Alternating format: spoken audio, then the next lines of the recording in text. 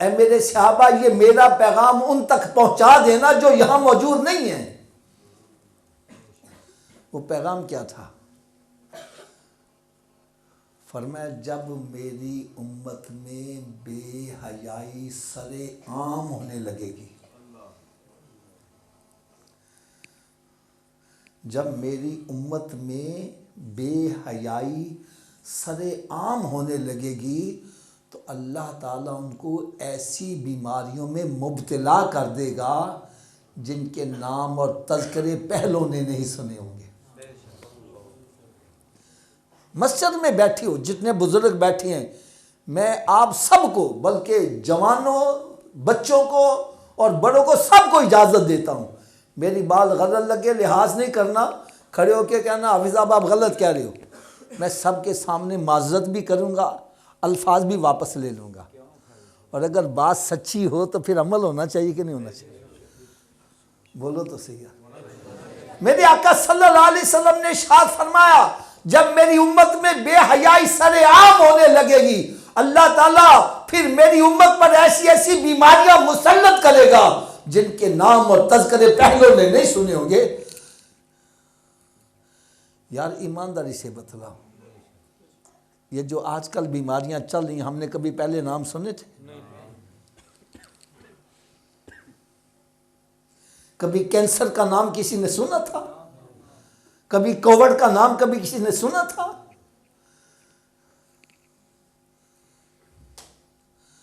हालांकि अगर हकीकत में देखा जाए, हजरत साहब, अगर हकीकत में देखा जाए तो आज हर मर्ज के स्पेशलिस्ट मौजूद हैं, हर मर्ज के। पहले होते थे हकीम, एक ही हकीम है, वो जनाब आंख का इलाज भी कर, कान के दर्द का भी, पेट के दर्द का भी, बुखार का भी, सारे इलाज। आज आंख का स्पेशलिस्ट और है, कान का स्पेशलिस्ट और है, गले का स्पेशलिस्ट और है, मैदे का स्पेशलिस्ट और है। हर एक मर्ज की अलग अलग स्पेशलिस्ट है।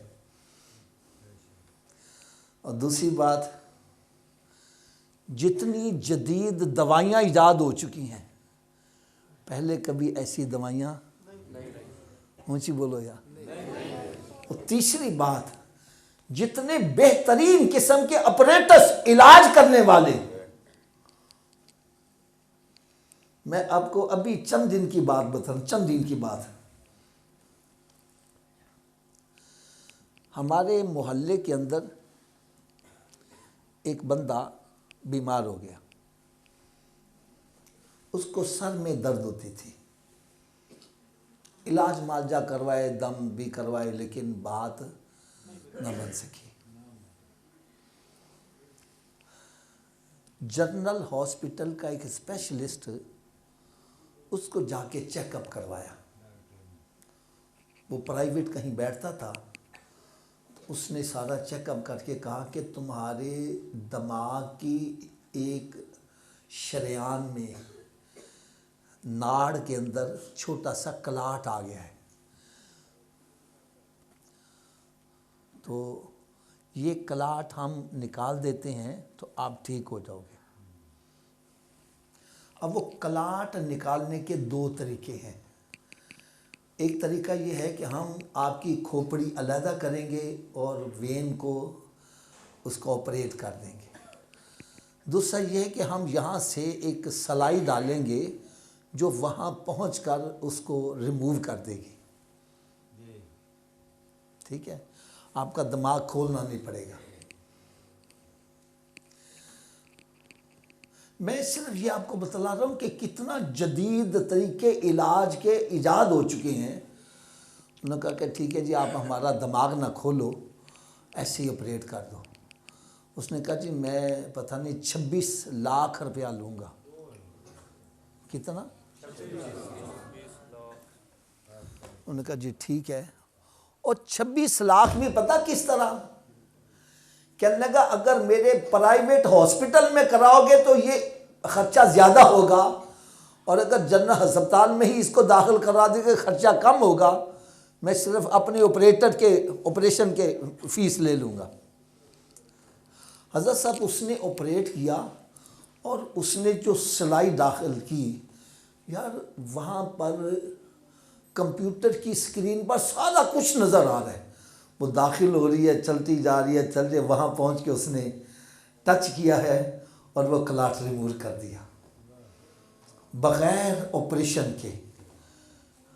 उसका मेरा मतलब सिर्फ वेन के अंदर वो सिलाई डालकर तो इलाज कर दिया। मेरा कहने का एक मकसद ये है कि इतने जदीद तरीके इलाज के भी ईजाद हो गए, हर मर्ज़ का स्पेशलिस्ट भी आ गया, बड़ी बड़ी कमाल किस्म की दवाइयाँ भी आ गई। अब होना ये चाहिए कि मर्ज़ जो है, बीमारियाँ जड़ से ख़त्म हो जाए, लेकिन जड़ से ख़त्म नहीं हो रही, नई नई बीमारियाँ आ रही हैं। इसकी वजह क्या है?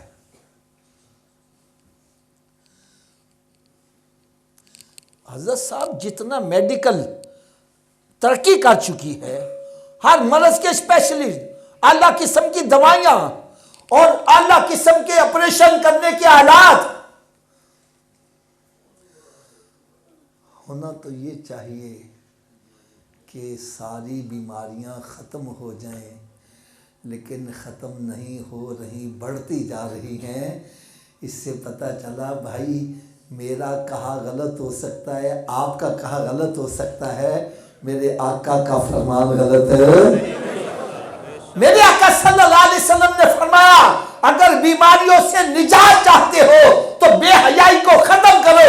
अरे बेहयाई बढ़ती जाएगी, जितने मर्जी आला किस्म के इलाज करवा लो, अरे बीमारियां खत्म नहीं होगी, बीमारियां और बढ़ती चली जाएगी।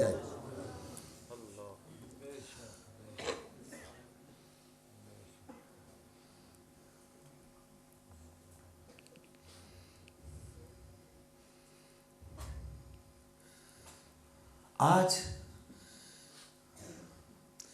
बेहयाई किस कदर बढ़ चुकी है।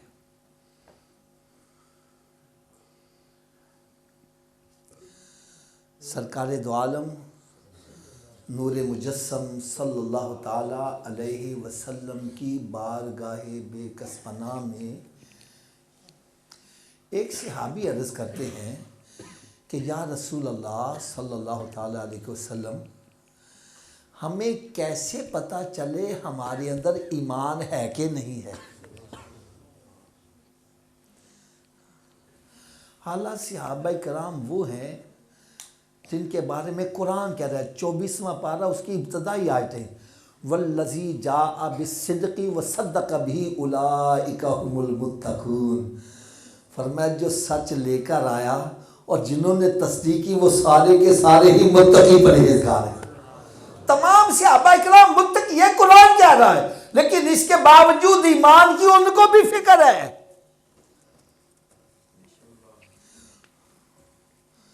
तो हमें भी फिक्र होनी चाहिए कि नहीं होनी चाहिए? थोड़ा सा ऊंची आवाज़ से बोलो।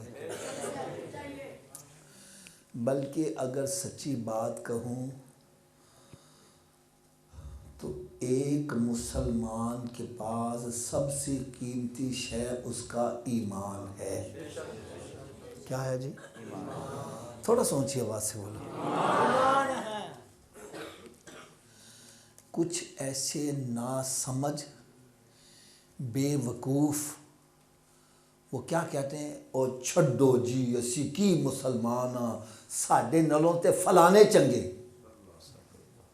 अस्तगफिरुल्लाह अस्तगफिरुल्लाह, ये बात कभी भी नहीं कहनी चाहिए।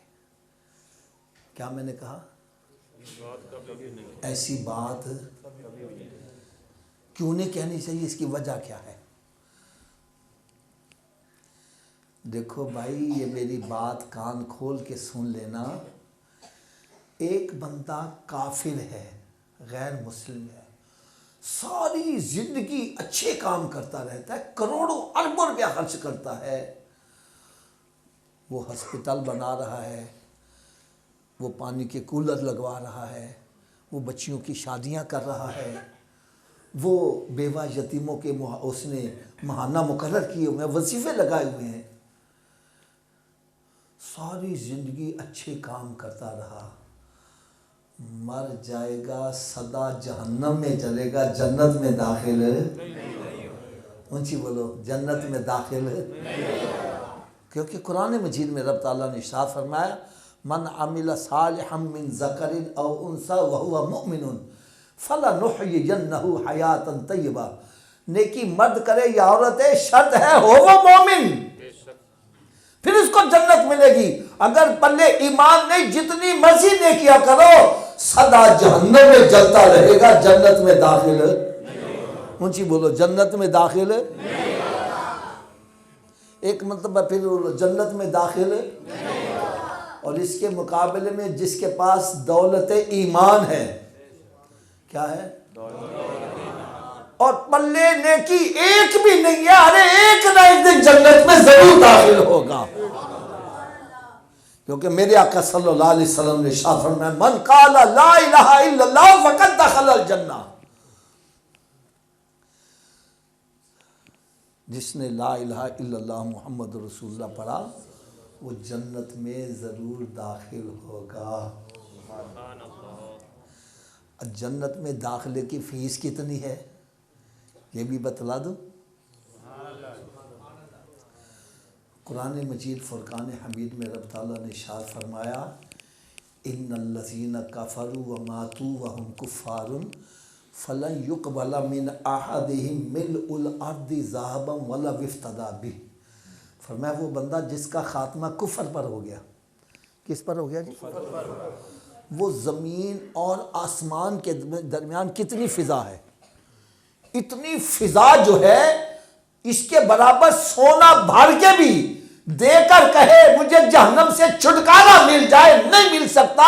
इससे पता चला जमीन और आसमान के दरमियान सोना एक पल्ले में रखा जाए और दूसरे पल्ले में कलमा क्यों रखा जाए, इसका वजन फिर भी भारी होगा।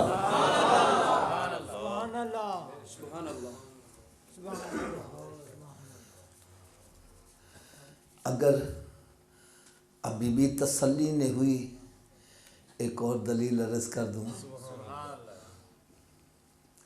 हज़रत मूसा अला नबी अलैहिस्सलाम, ये अल्लाह के नबी भी हैं, रसूल भी हैं और कलीमुल्लाह भी हैं।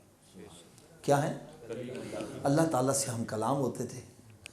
एक दिन रब ताला की बारगाह में अर्ज़ करते हैं, या अल्लाह मुझे कोई वजीफ़ा तो बतला। क्या? पढ़ने के लिए कोई वजीफ़ा तो दे। रब ताला ने इरशाद फरमाया, मूसा पढ़ा करो ला इलाहा इल्लल्लाह। क्या पढ़ा करो? थोड़ा सा ऊंची आवाज़ से पढ़ो। अर्ज़ करने के, या अल्लाह ये तो सारे मुसलमान पढ़ते हैं, मुझे कोई स्पेशल वजीफ़ा दे। रब ताला ने इरशाद फरमाया, मूसा तो इसको मामूली समझता है। फरमाया सातों ज़मीन सातों आसमान एक पल्ले में रखे जाए और तो उससे पल्ले में ला इलाहा इल्लल्लाह रखा जाए, इसका वजन फिर भी ज़्यादा होगा।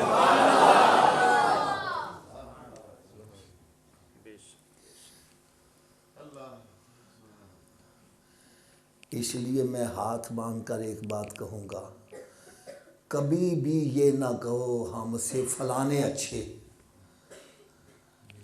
बल्कि जब भी कहो तो ये कहो अल्हम्दुलिल्लाह हम मुसलमान हैं।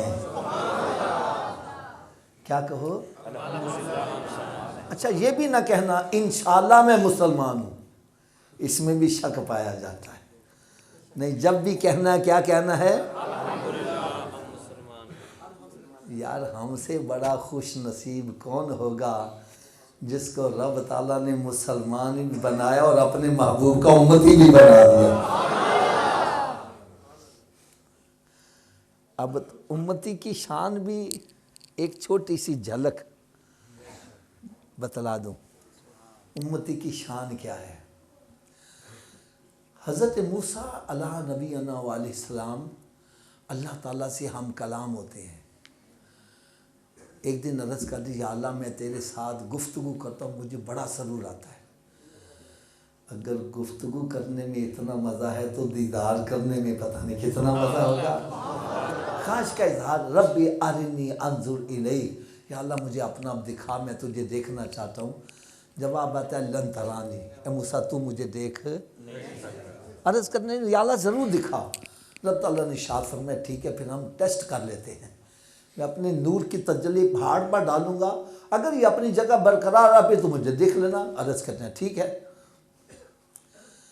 रब ताला ने अपने नूर की तजल्ली पहाड़ पर डाली, पहाड़ जल के सुरमा हो गया और मूसा अलैहिस्सलाम बेहोश हो गए। जब होश में आए अर्ज़ करते हैं या अल्लाह मैं तेरे नूर की तजल्ली को बर्दाश्त नहीं कर, थोड़ा सा ऊँची आवाज़ से बोलो, बर्दाश्त नहीं कर सकता। रब ताला ने इरशाद फरमाया मूसा आ मैं तुझे ज़रा अपने महबूब के उम्मती की शान बताऊं। हज़रत साहब उम्मती की, सरकार की नहीं बल्कि उनके उम्मती की। या अल्लाह तेरे महबूब सल्लल्लाहु अलैहि वसल्लम की उम्मती की आशान होगी। फरमाया मूसा जैसी एक तजल्ली पहाड़ पर डाली ये जल के सुरमा हो गया, तू बेहोश हो गया, ऐसी 70,000 तजल्लियां मैं अपने महबूब के उम्मती पर उस वक्त डालूंगा जब वो नमाज अदा कर रहा होगा।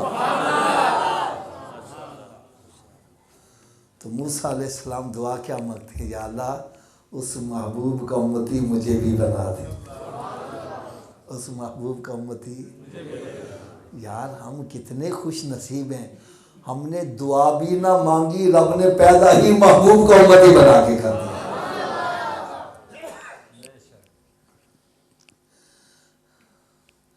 अब मैं आपसे एक बात पूछूंगा, हमें भी अपने ईमान की फिक्र होनी चाहिए कि नहीं होनी चाहिए? आवाज़ सबकी नहीं आ रही है। देखो यार मैं एक आसान सी मिसाल, आसान सी मिसाल, हज़रत साहब आपके जेब में एक 5 रुपए का सिक्का है, क्या है? आपको उसकी कोई फिक्र नहीं, गिर भी गया तो कोई परेशानी वाली बात नहीं। ज़मीन पर भी बाज़ औक़ात 5 रुपए का सिक्का पड़ा होता है, हम उठाते ही नहीं हैं, ऐसे ही है ना।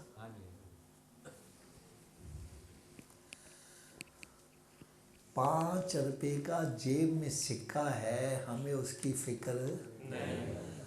और अगर इसी जेब में 5 लाख की थद्दी रखी हो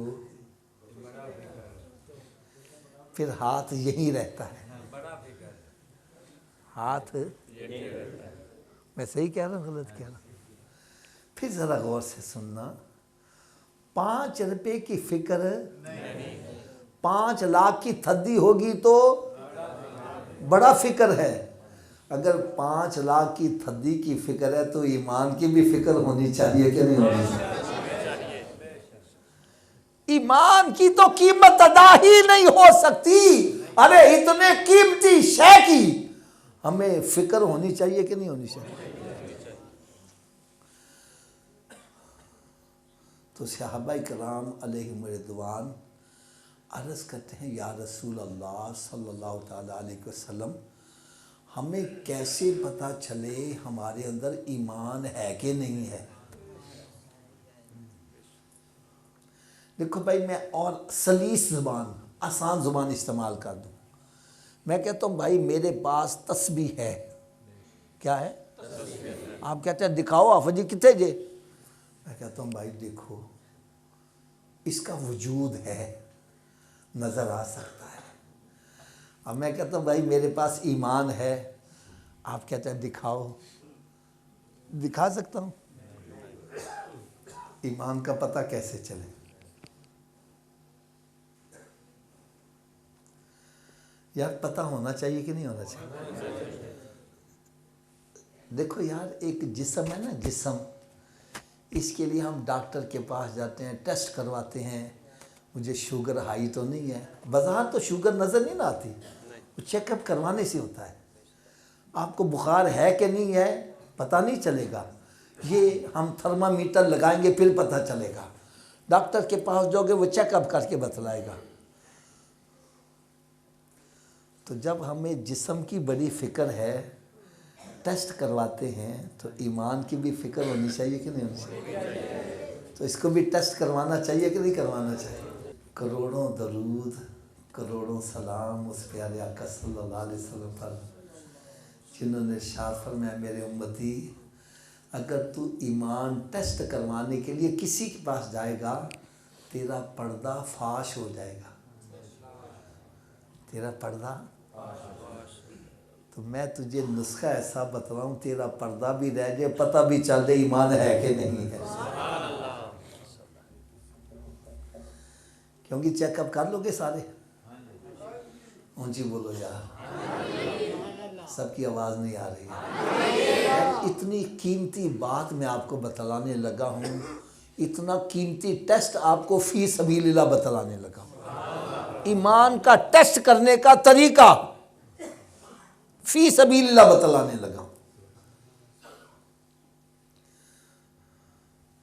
मेरे आका सल्लल्लाहु अलैहि वसल्लम ने इरशाद फरमाया, जो चाहता है कि मैं अपना ईमान चेक कर लूँ, उसको चाहिए कि मस्जिद में आ जाए।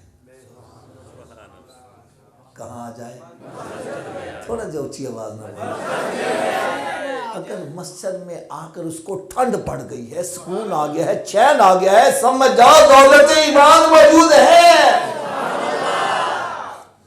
क्योंकि मेरे आका सल्लल्लाहु अलैहि वसल्लम ने इरशाद फरमाया, मोमिन मस्जिद में इस तरह है जैसे मछली पानी के अंदर है। अरे मछली को पानी से बाहर निकालो, तड़पती है, भड़कती है, और जैसे पानी में आ जाए ठंड पड़ जाती है। मोमिन मस्जिद से बाहर तड़प रहा है। यार देखो टाइम तो नहीं हो गया, अजान की आवाज तो नहीं कितनी आई, टाइम चेक करो यार। दे बार बार पूछ रहा है, परेशान है, अपसेट है। जैसे आवाज आती है अजान की, मस्जिद में आता है, ठंड पड़ जाती है, समझ जाओ दौलत ईमान मौजूद है।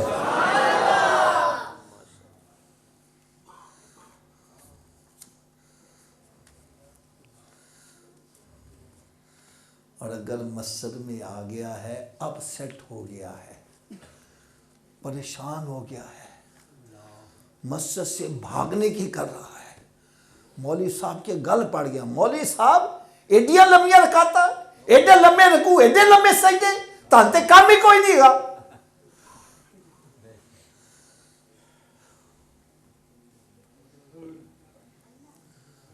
और मैं मस्जिद में आकर अपसेट हो गया है, परेशान हो गया है, भागने की सोच रहा है, समझ जाओ अंदर निफाक आ गया है। क्या आ गया है? ईमान की जगह क्या आ गया है? थोड़ा सा ऊंची आवाज से बोलो। क्योंकि मेरे आका सल्लल्लाहु अलैहि वसल्लम ने इरशाद फरमाया, मुनाफिक मस्जिद में इस तरह है जिस तरह परिंदा कैद के अंदर है। अरे परिंदे को पकड़ के कैद में डाल दो, पिंजरे में डाल दो, ये इधर टक्कर मार, उधर टक्कर मार, उधर टक्कर मार, छोटा सा सुराख दे, वो भाग के जाएगा। फरमाया ये भी जल्दी जल्दी टक्करें मार के वो भाग के जाता है। अगर ऐसी कैफियत बन गई है तो अंदर क्या आ गया है? थोड़ा सा ऊंची आवाज से बोलो, और थोड़ा सा ऊंची आवाज से बोलो। अब थोड़ा सा मेरा साथ दोगे? थोड़ा सा साथ दोगे तो मेरी बातों का ज़रा जवाब देना। मैंने इनका रेफरेंस हदीसों से दे दिया है, और ये ऐसी मशहूर हदीसें अमूमन मस्जिदों के बाहर भी लिखी होती हैं। तो थोड़ा सा मेरा साथ देना। जो मस्जिद में आ जाए, ठंड पड़ जाए, सुकून आ जाए, अंदर क्या है? ऊंची बोलो ज़रा, और ऊंची आवाज से बोलो। और जो मस्जिद में आ गया है, ठंड नहीं पड़ी, परेशान हो गया, अपसेट हो गया है, भागने की सोच रहा है, इसके अंदर क्या आ गया है? और जो मस्जिद में आता ही नहीं, उसके अंदर क्या है? देखो भाई, मैं गलत कह रहा हूं, मेरी झोली के अंदर डाल दो। अगर मैं सच कह रहा हूं तो खुदारा इस पर अमल करो, इससे पहले कि हमें मौत आ जाए और कब्र में जाकर पता चले हमारे पल्ले से कख भी नहीं है।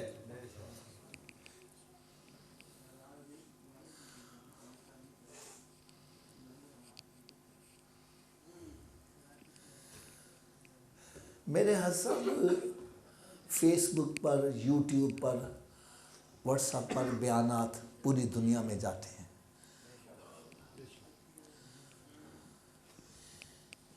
फेसबुक पर, यूट्यूब पर आप मेरा नाम लिखेंगे ना, हाफिज़ हफीज़ुर रहमान कादरी रिजवी, तो आपको बयान की एक तवील लिस्ट सामने आएगी।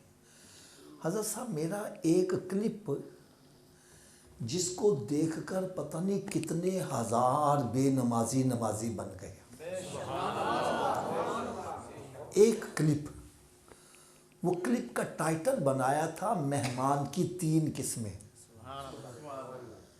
मेहमान की ऊंची बोलो, वो कौन कौन सी हैं? पहली किस्म, मेहमान आ जाए, हम कहते हैं जाए ना और बैजो जजी रोटी खा के जाना, चाय पी एडी कादी खा लिए ना जाओ वाले आ गया है। मैं कहता हूँ जाए ना, ये मेहमान की पहली किस्म है। कौन सी किस्म है जी? दूसरी किस्म में आ गया, मैं कहता फटाफट निकले। अच्छा बाबा जी को जरूरी गाली तो फोन से खा लेना, निकलो फटाफट। ये मेहमान की दूसरी किस्म है। मैं कहता हूँ ये मेरे घर में ज्यादा देर।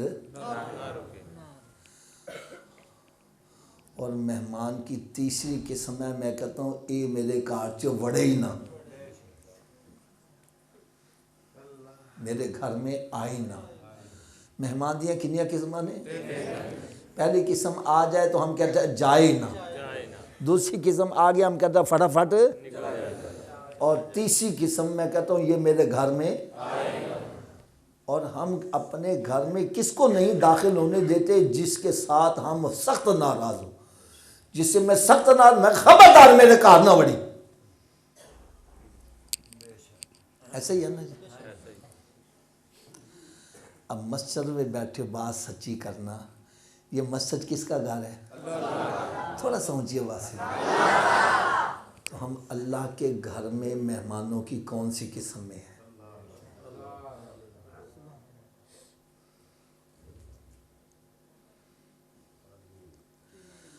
अगर मस्जिद में आ गया है, नमाज पढ़ के फिर भी बैठा हुआ है, तस्बीह पढ़ रहा है, दरूद पढ़ रहा है, कुरान पढ़ रहा है, जिक्र अस्कार कर रहा है, समझ जाए मेहमान की पहली किस्म में। रब कह रहा है बैठ जाओ, बैठ जा, होल बैठ जा, होल बैठ जा, होल बैठ जा, होल बैठ जा।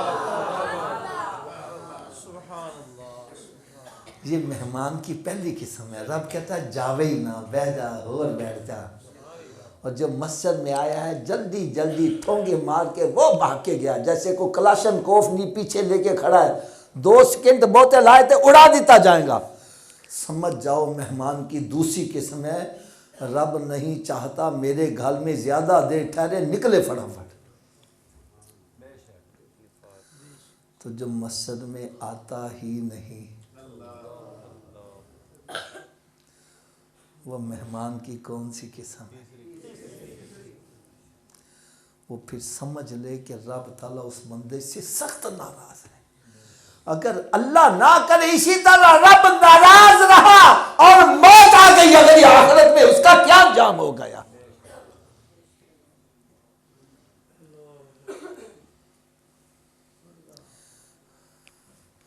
मैं हाथ बांध कर अर्ज करूंगा, हर बंदा जानता है, उसको पता है मेहमानों की कौन सी किस्म में हो। अगर वो तीसरी किस्म में है या दूसरी किस्म में है, आओ रब को राज़ी कर लो, रब राज़ी होने के लिए तैयार है। आज रब ताला राज़ी होने के लिए इतना तैयार है, इतना तैयार है। वो इरशाद फरमाता है बंदे तू मेरी तरफ एक कदम बढ़ा, मेरी रहमत 10 कदम बढ़ के तेरा इस्तकबाल करेगी।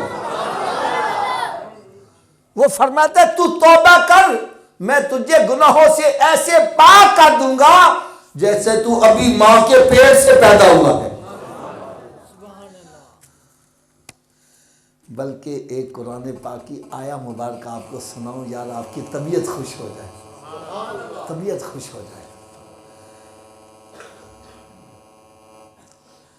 आयत गलत हो, तर्जमा गलत हो, हवाला गलत हो, तब भी मैं मुजरिम। कुरान मजीद का 19वां पारा है, सूरह फुरकान का आखिरी रुकू। रब ताला ने इरशाद फरमाया इल्ला मन ताबा व आमना व अमिला अमलन सालिहन फउलाइका युबद्दिलुल्लाहु सय्यातिहिम हसनात। रब ताला ने इरशाद फरमाया जो तौबा कर ले और फिर ईमान भी ले आए, तौबा करे और फिर क्या करे, और फिर नेक अमल भी शुरू कर दे।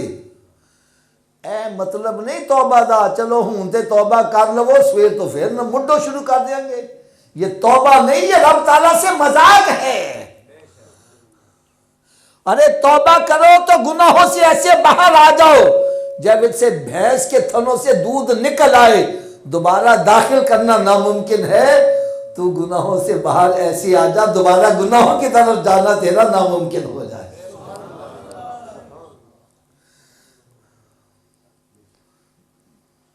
अगर चोरियां करता है, डकैतियां करता है, शराब पीता है, जिना करता है, नमाजों में सुस्ती करता है, माँ बाप की नाफरमानी करता है, तौबा कर ली है, अब दोबारा गुनाहों की तरफ पलट के नहीं जाना, फिर नेकियां करनी है। क्या करनी है? अब इसका फ़ायदा क्या होगा? फ़ायदा सुनो। फरमाया इल्ला मन ताबा व आमना व अमिला अमलन सालिहन, जो तौबा कर ले, ईमान ले और नेक अमल शुरू कर दे, इसको इनाम क्या मिलेगा? रब ताला फरमाना फौलाइका युबद्दिलुल्लाहु सय्यातिहिम हसनात, ऐसे बंदे के पिछले गुनाहों को रब ताला नेकियों में तब्दील फरमा देगा।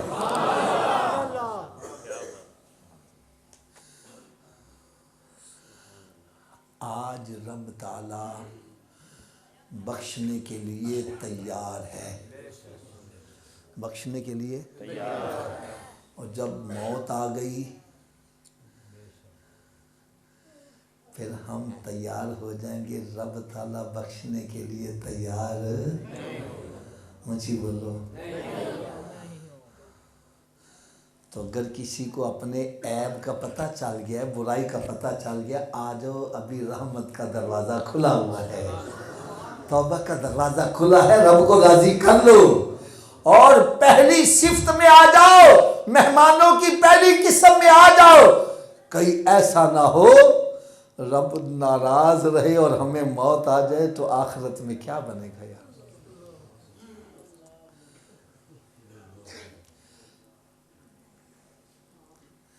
क्योंकि मेरा ये अकीदा है कि मस्जिद के अंदर बंदा अपनी हिम्मत से नहीं आता, रब की तौफीक से आता है। क्या मैंने कहा? रब की वरना देखा जाए बज़ाहिर आज हमारी मसाजिद में जो सहूलतें मुयस्सर हैं आम घरों में नहीं है। पंखे लगे, कारपेट बिछा हुआ, कहीं एसी लगा हुआ है, ठंडे गर्म पानी का बंदोबस्त है, खुली फिजा है। होना तो चाहिए कि नमाज का वक्त तो पूरा पिंड मसीते आ जाए, लेकिन आता वही है जिसको रब ताला तौफीक अता करता है। अगर मेरी बात से आपको तसल्ली नहीं हो रही तो मैं एक मिसाल भी दे दूं। एक बंदा था ना हज़रत साहब, अपने सेठ के साथ सफ़र करता जा रहा था, मुलाजिम था, नमाजी था, सेठ नमाजी नहीं था। चलते चलते नमाज का वक्त हो गया तो कहने लगा सेठ जी नमाज पढ़ लिए, और कहने लगा मसीत आई थे पढ़ ली, मसीत आई थे। अब चलते चलते जैसे ये सड़क के ऊपर मस्जिद है, सेठ बाहर खड़ा हो गया और उसको कहता है जाओ जाके नमाज पढ़े। वो अंदर नमाज पढ़ने आया, नमाज में कुछ उसको सुरूर आ गया, लेट हो गया, वो बाहर खड़ा परेशान हो गया, और बाहर खड़े आवाज़ क्या देता है, ओए ओए तू बाहर क्यों नहीं आ रहा, ओए तेन किन्नी अंदर फाड़ लिया वे, ओ केड़ा तेन बाहर नहीं आन देंदा, कहना जेड़ा तेन अंदर नहीं आन दे रहा मैंने बाहर नहीं आन दे रहा।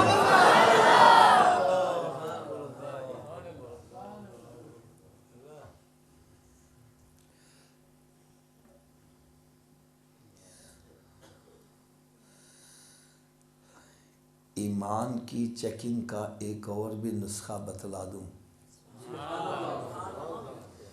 ईमान की टेस्टिंग का एक और नुस्खा भी बतला दूं। मेरे आका सल्लल्लाहु ताला अलैहि वसल्लम की बारगाह बेकसबना में एक सहाबी अर्ज़ करते हैं, या रसूल अल्लाह सल्लल्लाहु ताला अलैहि वसल्लम, हमें कैसे पता चले हमारे अंदर ईमान है कि नहीं है। तो मेरे आका सल्लल्लाहु अलैहि वसल्लम ने बड़ा जामे, मुख्तसर और कमाल जवाब इरशाद फरमाया। फरमाया, ए मेरे सहाबा, जब तुम्हें नेकी अच्छी लगने लगे और गुनाह बुरा लगने लग जाए, समझ जाना दौलत ईमान मौजूद है।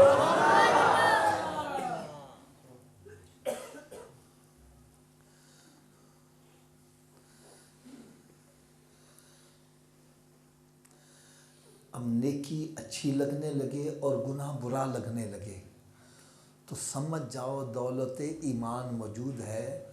अगर नेकी बदी का पता ही नहीं चल रहा तो फिर ईमान वाला खाना खाली है। इस हदीस पाक को समझाने के लिए मैं एक मिसाल दे दूं। हज़रत साहब, हमारे पास एक फैक्ट्री वाला था। वो जब भी कभी फारग वक्त होता तो आके बैठ जाता तो गिले शिकवे शुरू कर देता। वो जी बड़ी महंगाई हो गई है, बड़े परेशान हो गए हैं, अब तो घर का किचन चलाना मुश्किल है, ये है वो, इस किस्म की बातें करता रहता। एक मतलब ऐसा हुआ कि उसके मोहल्ले में फौतगी हो गई। वो हमारे मिलने वाले थे। हम वहाँ फौतगी पे गए ना तो उसके घर के करीब से गुजरे तो देखा उसके ऊपर वो डिश लगी हुई है। उस वक्त डिश बड़ी कीमती आती थी। तो फिर चंद दिनों के बाद आ गया गिले शिकवे करने। मैंने कहा, हज़रत जी आप कहते हो खाने वास्ते कुछ नहीं, तेरे घर में डिश लगी हुई थी, वो कहाँ से आ गई? ये बात ना दिल के कानों से सुनने वाली है।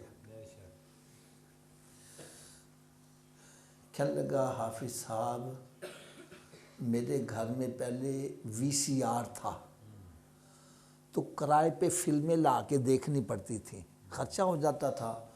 तो मैंने वीसीआर को बेचा, कुछ पैसे डाल के डिश लगवा ली। अब वो फिल्मों का खर्चा बच गया है। फिल्मों का खर्चा मैंने उससे कहा, मैंने कहा यार ये जो डिश होती है ना, इसके अंदर तो बड़ी बड़ी गंदी फिल्में दिखाई जाती हैं। तो तेरे घर में बहू है, बेटियां हैं, तेरी बीवी है, जवान बेटे हैं, उनके अंदर बैठ के तू कैसे देखता होगा? यार उसका जवाब सुनो, दिल हिला देने वाली बात मैं बतलाने लगा। कहने लगा, हाफिज साहब, जब हमने नई नई डिश लगवाई तो जब कोई गंदा सीन आता था तो मैं निगाहें नीची कर लेता था। फिर आहिस्ता आहिस्ता वो बात ख़त्म हो गई। अब नंगा डांस हो रहा था, मेरी बेटी भी वहाँ बैठी है, बहू भी वहीं बैठी है, मेरी बीबी भी वहाँ बैठी है, जवान बेटे भी वहीं बैठी हैं। किसी के दिल के कुछ महसूस नहीं होता।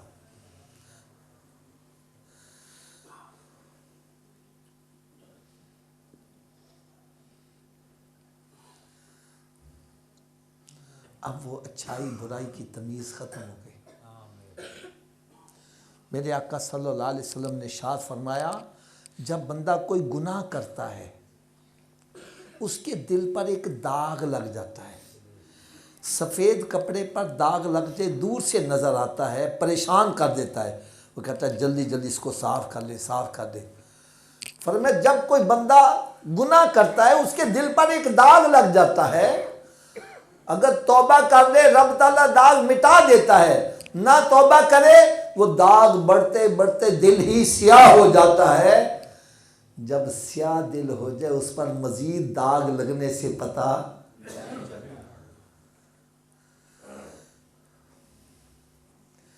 अगर मेरी बात अभी भी समझ नहीं आ रही, मैं और आसान मिसाल दे दूँ, आसान मिसाल दे दूँ। हज़रत साहब, आपके मोहल्ले के अंदर ऐसे बंदे भी होंगे जिनकी एक नमाज जमात से छूट जाए, अपसेट हो जाए, परेशान, मुंह लटका हुआ है, कईयों की आंखों से आंसू जा रही हैं। भाई क्या हो गया है? ओए हाफिज़ साहब, मेरी आज जमात छूट गई है। हाफिज़ साहब, मेरी जमात छूट गई है, मैं बड़ा परेशान हूँ, बड़ा अपसेट हूँ, मेरी जमात छूट गई है। और आपके मोहल्ले में ऐसे बंदे भी होंगे जिनकी 5 नमाजें कज़ा हो रही है, उनको पता ही नहीं है। मैं सही कह रहा हूँ गलत क्या है? वो भी मुसलमान है, ये भी मुसलमान। यार वजह क्या है? एक की सिर्फ एक नमाज जमात से छूटी, अपसेट हो गया, कई दिन फिक्रमंद है, परेशान है, आंसू बहा रहा है, जो भी मिलता है, हजरत जी मैं बड़ा परेशान हूँ, मेरी जमात छूट गई, हजरत जी मैं बड़ा परेशान हूँ, मैं बड़ा परेशान हूँ। यार एक नमाज जमात से छूटी, परेशान हो गया है, और एक वो बंदा जिसकी 5 नमाजें कज़ा हो रही है, उसको पता ही नहीं है। इससे पता चला जिसकी एक नमाज जमात से छूटी है उसका दिल साफ है, सफेद चादर की तरह, छोटा सा दाग लगे, अपसेट हो गया है। और जिसकी 5 नमाजें कज़ा हो रही हैं उसको पता ही नहीं चल रहा, अरे उसका दिल ही स्याह हो चुका है। जब दिल स्याह हो जाए मजीद दाग लगने से पता नहीं चलता। और उलमाए किराम फरमाते हैं जब दिल स्याह हो जाए तो फिर ख़तरा है कहीं ईमान और कुफ्र का फ़र्क ख़त्म ना हो जाए, खात्मा ख़राब ना हो जाए।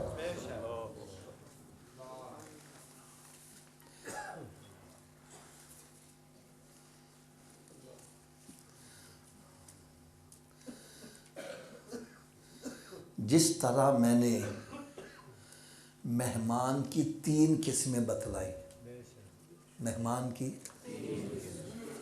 आओ आज मैं आपको गुनाहगार की भी 3 किस्में बतला दूं। और हर बंदा अपने गिरबान में झांक कर देखे कि मैं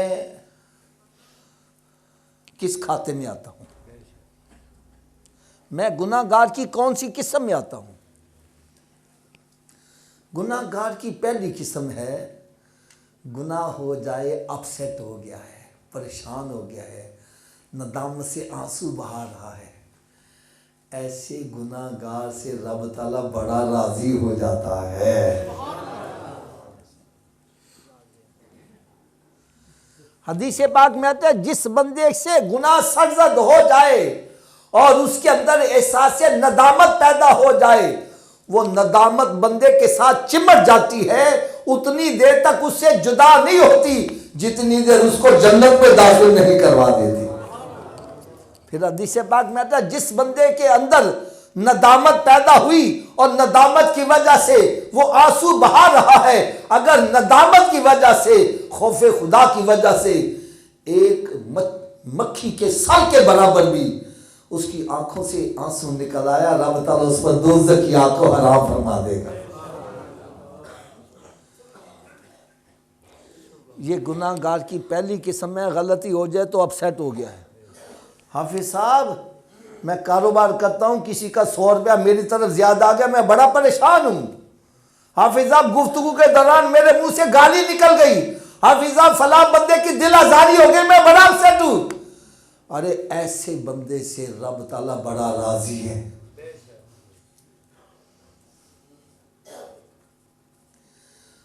और दूसरा बंदा जो गुनाह कर लेता है, गुनाह को गुनाह नहीं समझता, गुनाह को हजरत जी तुसी नमाज नहीं पढ़ते, ओ छोड़ो जी सारी दुनिया नमाज नहीं पढ़ती, मैं नहीं पढ़ी, केड़ी क़यामत आ गई।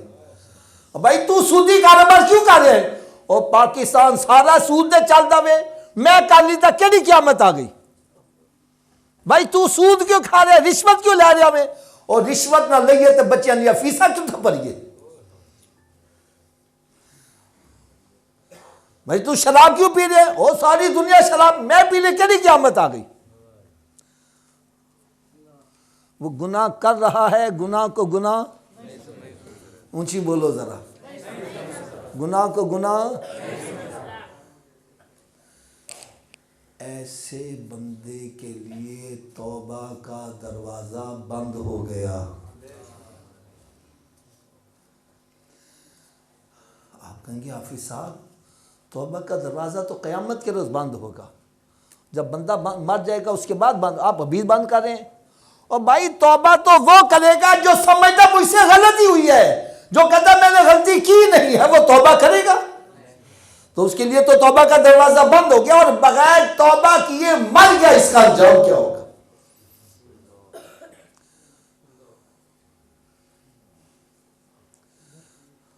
और गुनाहगार की तीसरी किस्म कौन सी है?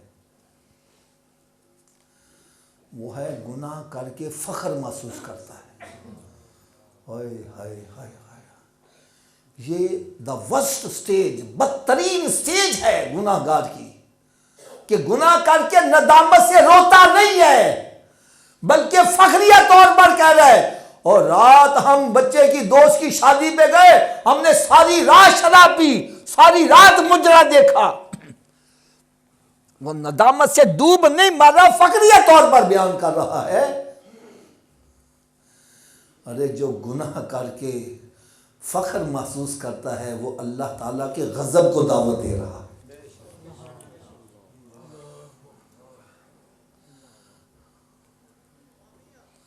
और रब ताला की गिरफ्त कितनी सख्त है। इन्ना बत्शा रब्बिका लशदीद, उसकी गिरफ्त आ जाए तो बड़े बड़े नमरूद, बड़े बड़े शद्दाद, बड़ी बड़ी दौलतों के मालिक, बड़ी बड़ी मिलिट्रियों के मालिक उसकी गिरफ्त से बच, ऊंची बोलो यार। मैं एक छोटा सा इशारा करने लगा हूँ, जो बुजुर्ग है मेरी बात समझ जाएंगे। एक वक्त का वज़ीर आज़म मजमे के अंदर खड़े होकर कह देता है, मैं पीता हूँ मगर थोड़ी सी पीता हूँ, वक्त भी तो, मेहनत भी तो ज़्यादा करता हूँ ना, काम भी ज़्यादा करता हूँ। उसने नदामत से नहीं कहा, फ़खरिया तौर पर कहा, यार वज़ीर आज़म हो और फांसी के तख्ते पर लटका दिया जाए, यह अल्लाह की गिरफ्त। इसलिए खुदारा उसकी गिरफ्त से डरो, उसकी गिरफ्त से डरो। आज अगर जलते हुए सिगरेट पर नंगा पांव आ जाए, एकदम उछल पड़ते हो, बर्दाश्त नहीं कर पाते, दोज़ख की आग कैसे बर्दाश्त करोगे? खुदारा मेरी आप सबसे मदनी इल्तिजा है, मैंने हर चीज़ खोल खोल के आपके सामने रख दी है। अब हर बंदे को चाहिए अपने गिरबान में झांक कर देखे, मैं अल्लाह ताला के यहाँ मेहमानों की कौन सी किस्म में हूँ और गुनाहगारों की कौन सी किस्म में हूँ। तो अल्लाह रब्बुल इज़्ज़त ने कुरान मजीद में इरशाद फरमाया, वनुनज़्ज़िलु मिनल कुरआनी मा हुवा शिफ़ाउ व रहमतुल लिल आलमीन। हमने कुरान को नाज़िल किया है, इसमें शिफा भी है, रहमत भी है मोमिनों के लिए। तो भाई इस कुरान को घर में पढ़ोगे तो अल्लाह की रहमतों का नज़ूल होगा, बीमारियां दूर हो जाएंगी, शिफा आ जाएगी, बेबरकतियां दूर हो जाएंगी, बरकतों का नज़ूल होगा। अगर मेरी बात से आप मुतमईन नहीं हो रहे, ये जो बुजुर्ग बैठे हैं मेरी बात की तस्दीक करेंगे। हज़रत साहब जब हम छोटे छोटे थे ना, फजर की नमाज़ पढ़ने जाना, जिस मकान के आगे से गुजरते थे, अंदर से तिलावत कलाम पाक की आवाज़ें आती थी, और बरकतें कितनी थी। एक बंदा कमाने वाला होता, पूरा टब्बर खाने वाला होता, दौलत ख़त्म नहीं होती थी। अगर मैं सच्ची बात कहूँ, आज उन बुजुर्गों के छते हुए मकानों में हम बैठे हैं, हमारी तो औकात ये नहीं है कि एक मरला जगह खरीद ले। आज पूरा टब्बर ही कमा रहा है, पैसे का पता ही नहीं जा रहा जा कहाँ जा रहा। बेबरकतियां, बीमारियां हमारे घरों के अंदर अमाजगाह बनी हुई हैं, डेरे लगाए हुए हैं। इसकी सबसे पहली वजह क्या है? हमने कुरान पाक को बंद करके रखा।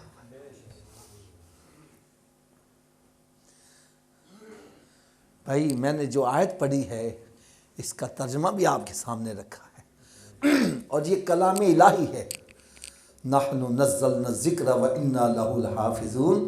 रब ताला ने इरशाद फरमाया, ये मेरा ही ज़िक्र है और मैं ही इसकी हिफाजत करने वाला हूँ।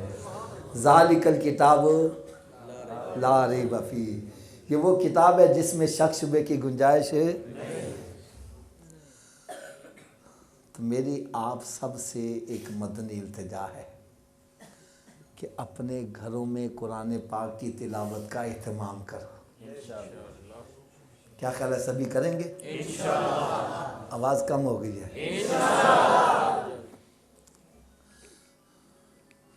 जो कुरान पाक नहीं पढ़े हुए क्या मैंने कहा जी?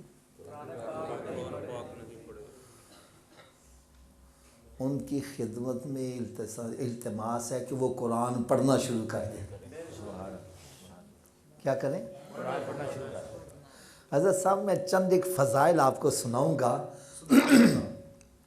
मेरा ये हुस्न ज़न है, अगर कोई तवज्जो से ये फ़ज़ाइल सुन लेगा तो इंशाअल्लाह ताला उसके लिए कुरान पढ़ना आसान हो जाएगा।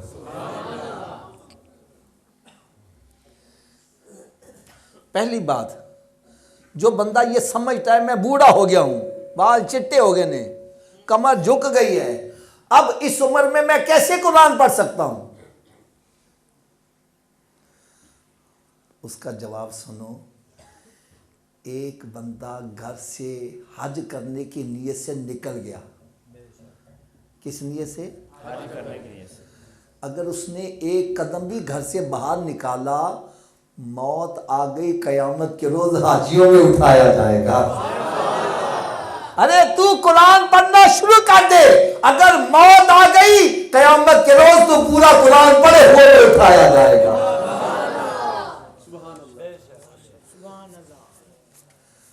और अगली बात सुनोगे तो आपकी तबीयत और खुश हो जाएगी यार, और खुश हो जाएगी।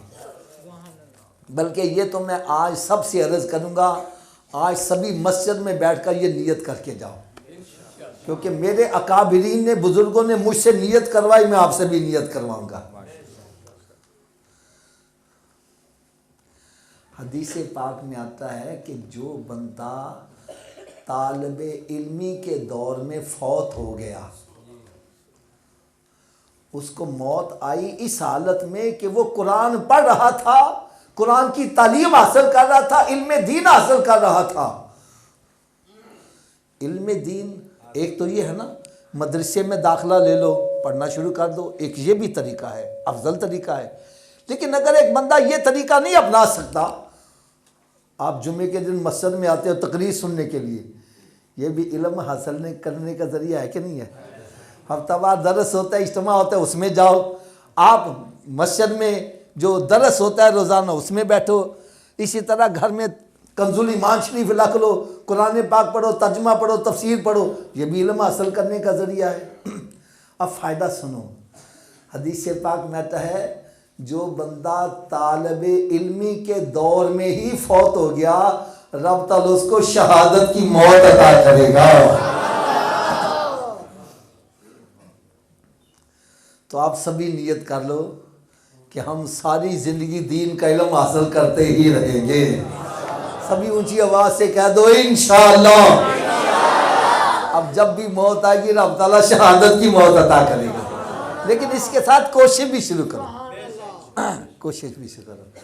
अच्छा, अगली हदीस सुनाऊंगा तो आपको और मज़ा आएगा। फरमाया जो बंदा कुरान पाक उसने पढ़ना शुरू कर दिया, क्या किया जी? कुरान पढ़ना शुरू कर दिया, अभी मुकम्मल नहीं कर पाया, मौत आ गई।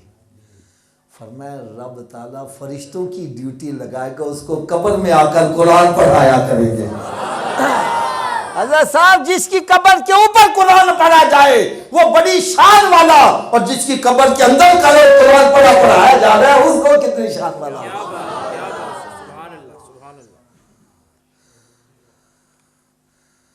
और अगली बात और सुनेंगे तो आपको और मज़ा आएगा।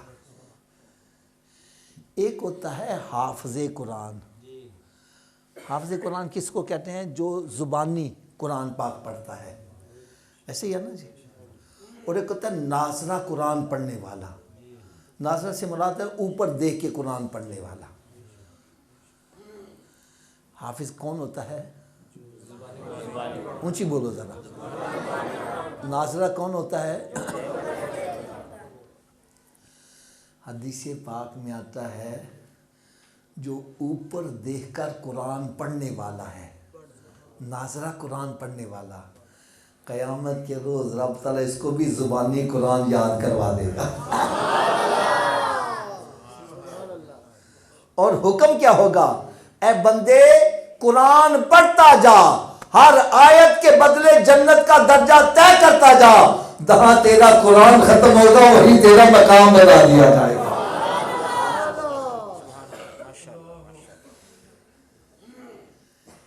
इसलिए खुद भी कुरान पढ़ो, अपने बच्चों को भी कुरान पढ़ा, खुद भी कुरान पढ़ो। और मैं थोड़ा सा आपको इससे और आगे लेके चलूँगा। अभी हमारी मस्जिद में 7 बच्चों ने कुरान पाक नाज़रा ख़त्म किया है। 5 बच्चों ने। अल्लाह ताला इसमें मज़ीद बरकतें अता फरमाए। तो ये जो मदरसा यहाँ चल रहा है, इसको कामयाब होना चाहिए कि नाकाम होना चाहिए? सबकी आवाज़ नहीं आ रही।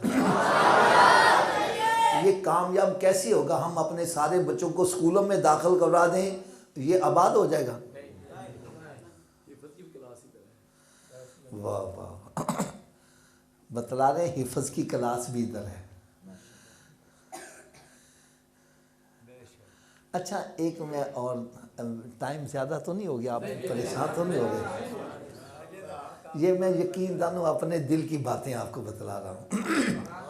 और आपका इश्क और मोहब्बत देखकर मेरा जी चाहता है आपको कुछ और बातें भी सुनाऊं। आज अगर मैं कहता हूँ यार आप अपने बेटे को हाफिज बनाओ, आलिम दीन बनाओ, जवाब मिलता है हाफिज जी वो खाएगा किथों?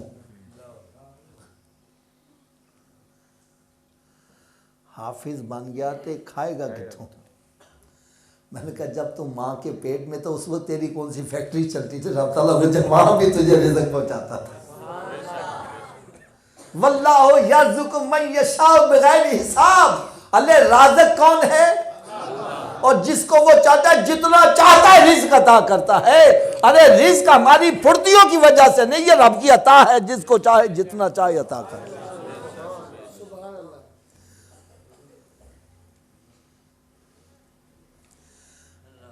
वैसे एक बात होती है कि बंदा अपनी बढ़ाई बयान करे शेखी मारने के लिए, और एक होता है कि अगर मेरे ऊपर अल्लाह का कोई फजल हुआ है तो मैं दूसरों को बतलाता हूँ ताकि लोग भी इसके ऊपर अमल करें। ये तहदीस नेमत के तौर पर। यार मैं आपको अपनी बात बतलाने लगा हूँ। मैंने BSc की गवर्नमेंट कॉलेज लाहौर से, पाकिस्तान का सबसे टॉप का कॉलेज, गवर्नमेंट कॉलेज लाहौर कचहरी के सामने, वहाँ से मैंने BSc की 75 में फिज़िक्स केमिस्ट्री मैथ के साथ। और इसके बाद एक अल्लाह के नेक बंदे सैयद अबुल बरका शाह साहब रहमतुल्लाह, ये हमदम साहब के उस्ताद साहब हैं, हिज़्बुल्लाह नाम वाले, वो हमारी कोठी के सामने जुमा पढ़ाने के लिए तशरीफ़ लाते थे। तो हम उनकी सोबत में बैठना शुरू हो गए। अगर मैं कहूँ ना कि सैयद साहब की कोई ज़िंदा करामत, मैं कहता हूँ भाई मुझे देख लो। मैं कॉलेज में पढ़ता था, सब टाई लगानी, कोट पहनना, जो भी कॉलेज का जो हिसाब किताब होता था, बस उनकी सोहबत में बैठे मुझे कहने लगे बेटा तुम कुरान हिफ़्ज़ शुरू कर दो। क्या करो? मैंने कुरान हिफ़्ज़ शुरू कर दिया। यार आज अगर पूरी दुनिया में मुझे इज़्ज़त मिली है तो कुरान की वजह से मिली है, BSc की वजह से नहीं मिली। हो सकता है आप में से कई पुराने बंदे भी मेरी BSc को ना जानते हो। ये अल्लाह ताला ने मुझे जो इज्जत अता की है। और जहां तक रोटी का ताल्लुक है, हम कहते हैं हाफिज बन गया तो खाएगा किथों? यार मेरे 2 भाई हैं, उनकी दोनों की अपनी फैक्ट्रियां हैं और मैं वेला नकमा। दोनों भाई मेरे मकरूज रहते हैं। ये अल्लाह की शान है, जिसको जो चाहे। तो ये मत डरो, बच्चा हाफिज बन गया तो खाएगा किथों? कुरान क्या कहता है? वमन यत्तकिल्लाह यजअल लहु मखरजन व यरज़ुक़हु मिन हैसु ला यहतसिब। फरमाया जो मेरे ऊपर तवक्कल करता है मैं फिर उसको रिस्क वहां से पहुंचाता हूं जहां से उसका वहमो गुमान भी नहीं होता। अरे तू उस पर तवक्कल करके तो दे, फिर देख अल्लाह ताला किस तरह तेरे ऊपर रहमतों की बारिश नाज़िल करेगा।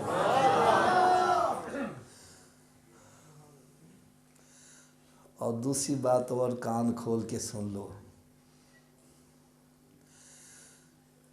हमारे दिल में ख्वाहिश होती है बेटा डॉक्टर बने, इंजीनियर बने, स्कूल के अंदर पढ़े, एसएसपी अफसर बन जाए, हमारा बेटा वो एमपीए बन जाए, एमएनए बन जाए, वो प्रेसिडेंट ऑफ पाकिस्तान बन जाए।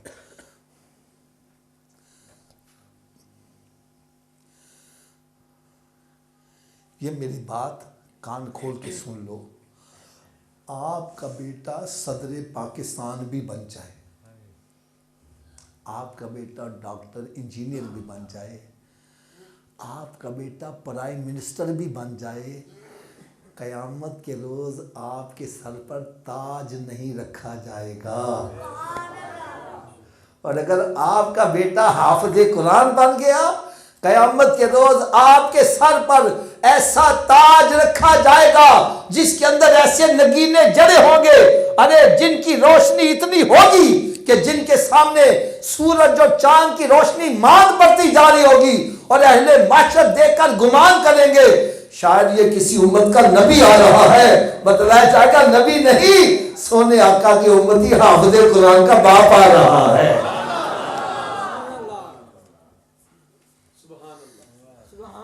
नारे तकबीर, तो शाने हाफ़िज़े कुरान जिंदाबाद जिंदाबाद। और फिर एक और बात सुनो, और बात सुनो कान खोलकर, आपका बेटा हाफ़िज़े कुरान बन जाए और वो कुरान पाक पर अमल भी करने वाला बन जाए तो फरमाया क़यामत के रोज अल्लाह ताला इसको ये मनसब अता करेगा कि उसके खानदान के अंदर 10 अफराद जिन पर दोज़ख वाजिब हो चुकी होगी उसको पकड़ के जन्नत में साथ लेके जाएगा।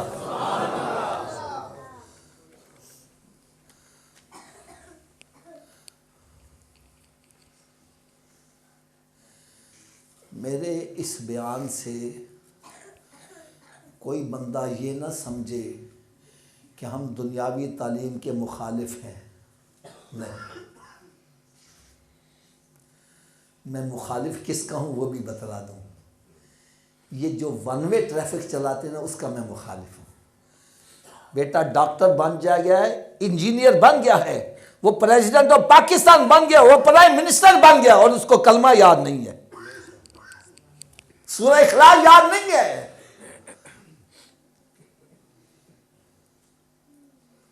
यार जिसको सूरह इखलास नहीं याद वो इस्लाम की क्या खिदमत करेगा यार।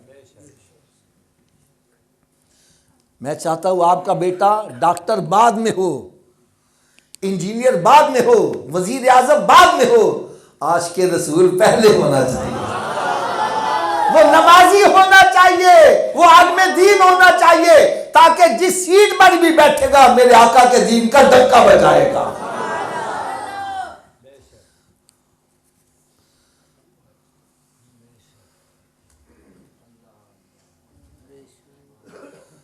और एक और बात मैं दावे से कहने लगा हूं, किसी को मेरी बात से इख्तलाफ हो, खुली छुट्टी है, बड़े मजमे में खड़े होकर कहो हाफिज़ साहब आप गलत कह रहे हैं। मैं ये दावे से बात कहने लगा हूं, जितनी मर्तबा नमाजी बच्चा माँ बाप के लिए बख्शिश की दुआ कर सकता है बेनमाजी कभी भी नहीं कर सकता।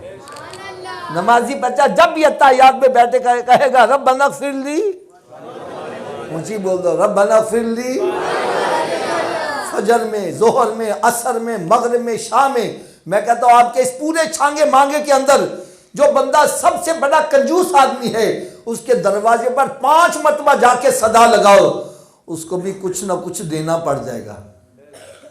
तो जो अरहम राहिमीन की बारगाह में 5 मरतबा हाजिर होके बार बार तकरार कर रहे रब्बना फ़िरली, मैं कहता हूँ रब ताला उसके माँ बाप की कब्र को जन्नत के बागों में बाग क्यों नहीं बनाएगा।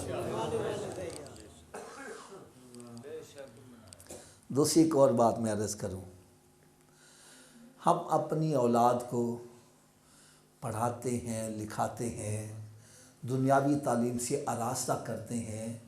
हमारा मकसद क्या होता है? अगर 50,000 मैं कमाना वा तो 50,000 मेरा पुत्र भी कमाएगा तो दुनिया च मेरे नाल मोढा लाने वाला बन जाएगा। यही मकसद है ना जी। फिर सुनो ज़रा, 50,000 मैं कमाता हूँ, 50,000 मेरा पुत्र कमाएगा तो मेरे नाल मोढा लग जाएगा। ठीक है भाई, आप अपने बेटे को पढ़ाते हो, लिखाते हो ताकि दुनिया में तुम्हारे साथ मोढा लगाने वाला मिल जाए, और खुदारा किसी बच्चे को ऐसा भी बना दो जो कब्र और हशर में तेरे साथ मोढा लगाने वाला बन जाए। कब्र और हशर में मोढा कौन लगाएगा? जो आलिम दीन होगा, जो हाफ़िज़ कुरान होगा।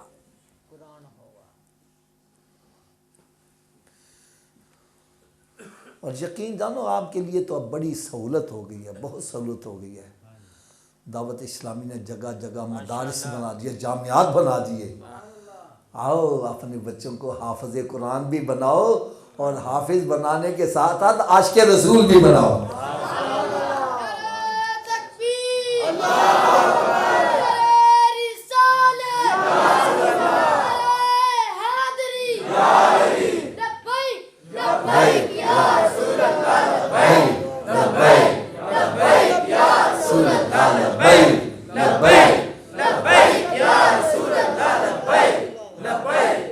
मैं आपको अपने हड बीती बात बताना।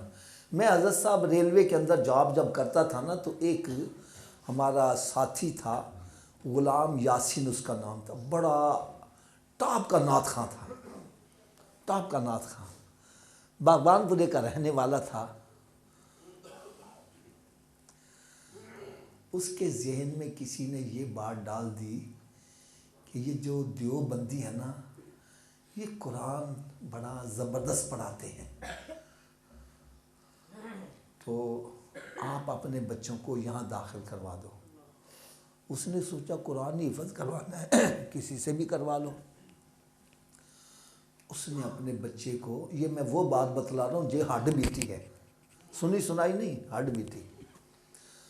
उसने अपने बच्चों को देवबंदियों के मदरसे में दाखिल करवा दिया। वो हाफिज़ तो बन गए, लेकिन बाप से कहने लगे अब्बा तू तो मुशरिक हो गया, तू या रसूल कहना तू मुशरिक हो गया। अब घर के अंदर फसाद बरपा है। वो एक आशिक़ रसूल है और शुरू से नाते पढ़ने वाला, अब उसकी औलाद उसको मुशरिक कह रही है। मुझे कहने लगा हाफिज जी आप इसको समझाओ। मैंने कहा अब हाफिज कैसे समझाएगा? मेरे आका सल्लल्लाहु अलैहि वसल्लम ने इरशाद फरमाया बच्चा गीली छड़ी की मानद है, इसको जिधर मोड़ोगे मुड़ जाएगा। मैंने कहा जब तूने मुड़ने वाली बारी थी, बेअदबो गुस्ताखों के पास भेज दिया, अब छड़ी सूख गई है, सीधी कैसी हो जाए? अगर इब्तदा में तूने दावत इस्लाम के मदरसे में दाखिल किया होता तो आज ये भी बच्चा मदीना मदीना करते नजर आ रहा होता।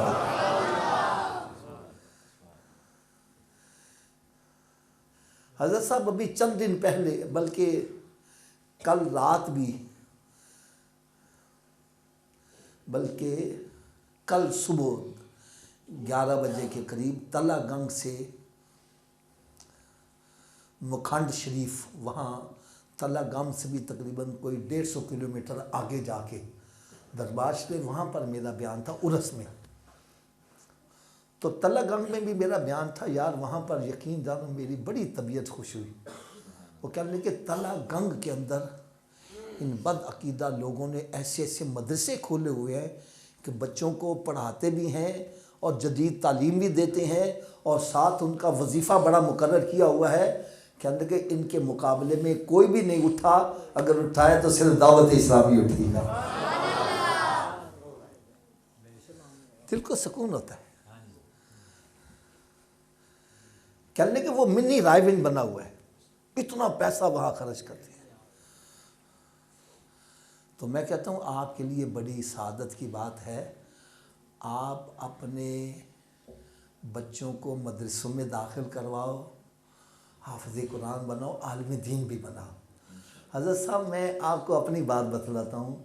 जब दावत इस्लामी के मदारिस की शुरू इब्तदा की गई ना, सबसे पहले मदरसा हमने उधर दरोगी वाले में खोला था, उसके बाद फिर मुगलपुरे का वो मदरसा डाकखाने वाली मस्जिद के पास। तो मैंने सबसे पहले अपने दोनों बच्चों को स्कूल से उठाकर वो हिफज के लिए डाला। यार आप तो ये सोचते हो हाफज बन गया, आलिम दीन बन गया, खाएगा कितों। यार मेरा बेटा जो आलिम दीन है इस वक्त बोस्टवाना में है, जनूबी अफ्रीका में, और वहाँ पर उसने सुन्नियों का पहला मदरसा बनाया है पूरे मुल्क के अंदर। और उसकी बीवी भी अल्हम्दुलिल्लाह मदरसा पढ़ा रही है और वो भी पढ़ा रहा है और इमामत खिताबत कर रहा है। और मैं कहता हूँ हमारे पाकिस्तान के मिनिस्टर के पास वो सहूलतें नहीं है जो उसके पास सहूलत है। और राज़िक अल्लाह ताला की ज़ात है, वल्लाहु यर्ज़ुक़ु मन यशाउ बिग़ैर हिसाब। अरे ये मत सोचा करो, राज़िक अल्लाह की ज़ात है। तुम अपनी औलाद को नेकी की तरफ लगाओ, जो नेकी करने वाला कभी भूखा नहीं मरता यार। तो क्या ख्याल है फिर इस बयान के बाद हम अपने बच्चों को मदरसे में दाखिल करवाएंगे कि नहीं करवाएंगे? आवाज़ कम हो गई है। इतनी बुलंद आवाज़ से इंशाल्लाह का नारा लगाओ कि शैतान का कलेजा फट जाए। बल्कि मैं तो अर्ज़ करूँगा 9 नगद चंगे ते 13 उधार मंदे। 9 नगद चंगे ते 13। आज नकद ये है कि हाफिज़ साहब को अपने बच्चों के नाम लिखवा के जाओ कि सुबह से बच्चे आपके पास आया करेंगे।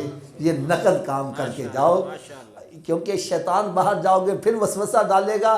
हम शैतान के वसवसे पर नहीं चलना, हमने तो सोने आका के गुलाम बन के ज़िंदगी बसर करना।